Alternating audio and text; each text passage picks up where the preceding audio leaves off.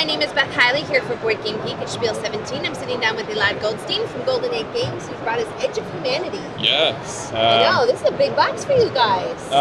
Yeah, it's a big box. It's a new card game that it's an expandable card game, and about the box we thought about the players, more about the stone, sorry about that.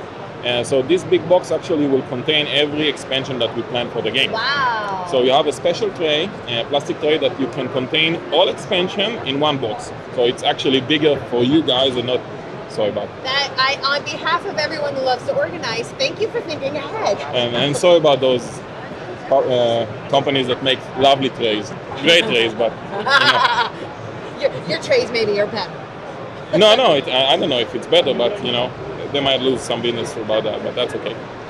Sorry about that. All right, what are we trying to accomplish in Edge of Humanity? Edge of Humanity is a survival card game. It's an expandable card game. It's a very thematic deck building game in the sense of you are actually trying to survive this post-apocalypse. So in this game, it will have like the base game will come with 3 scenario packs. Each scenario packs will lead you into a preset story.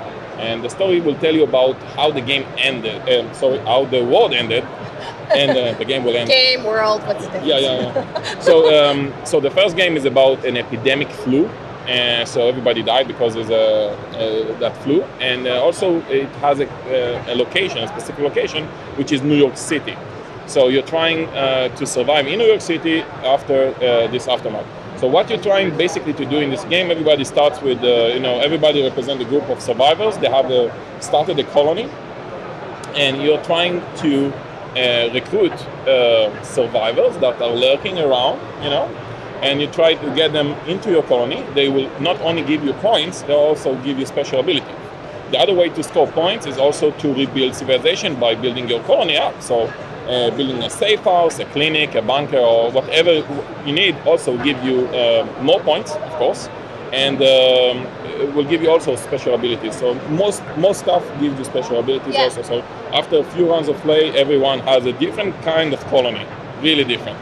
And it's a deck building game, so at its core you start with 10 cards, but what's really unique about this game, you have only one resource. You have those supplies, and in order to recruit survivors and build buildings, you need to trash those.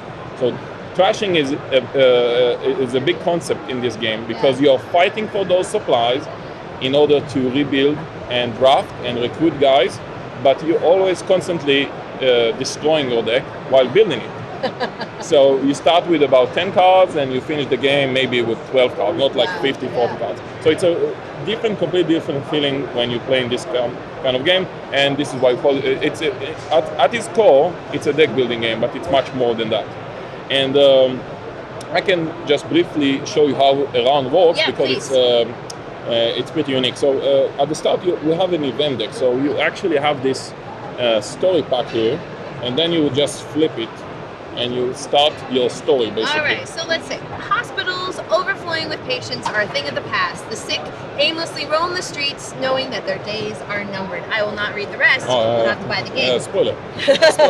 So this sets you up in the story, but then you have the first event, which actually called Thieves. So you need everybody in turn order need to react to that and decide what their colony will do. So in this instance, you need to choose either to discard one supply, discard any 3 cards, or lose life. Oh, I forgot. You have life, and you can die. So I got a little... Yeah, this is part of survival. Don't die. Don't die. Don't die.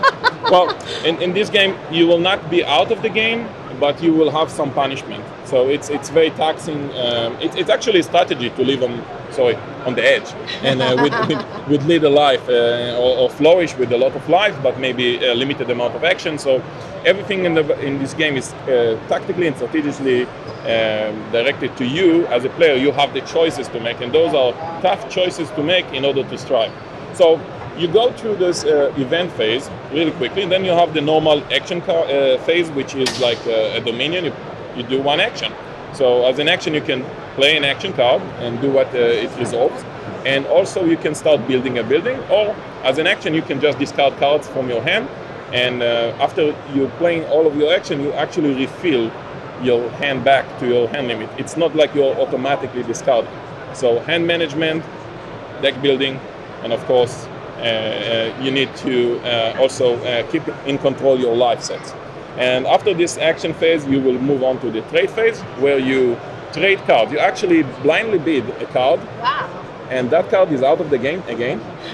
And you can, the winner of that bid, based on the trade value, can pick one of those piles back into a discard pile. So you're trading, you're removing cards, but you're not so sure what you get back.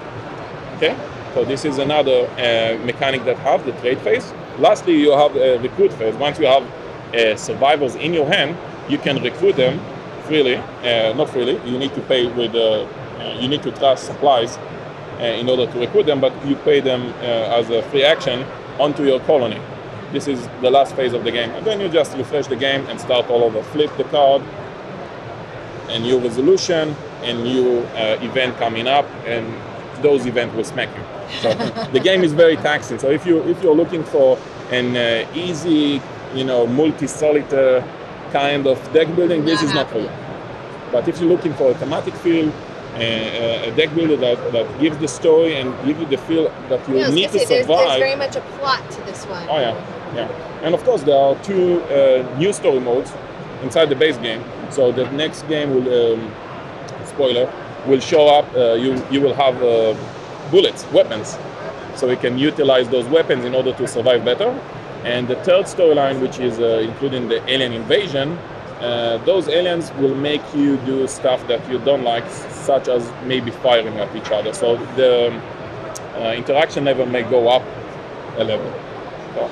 Let's take a moment just to talk about the artwork. Oh yeah. Because that was something that was really stunning as when we were setting this up a few moments ago.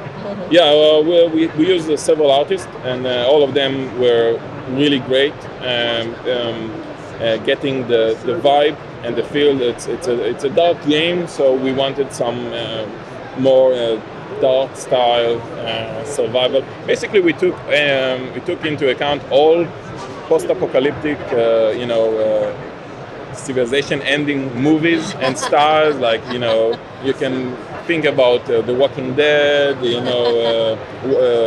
War of the Worlds, anything that ended the world, and we took some of all of those and put inside the game. So. Well, if you guys want to check that out, that is a quick taste of Edge of Humanity, which is from Golden Egg Games. And Elad, thank you so much for letting us take a look. Thank you.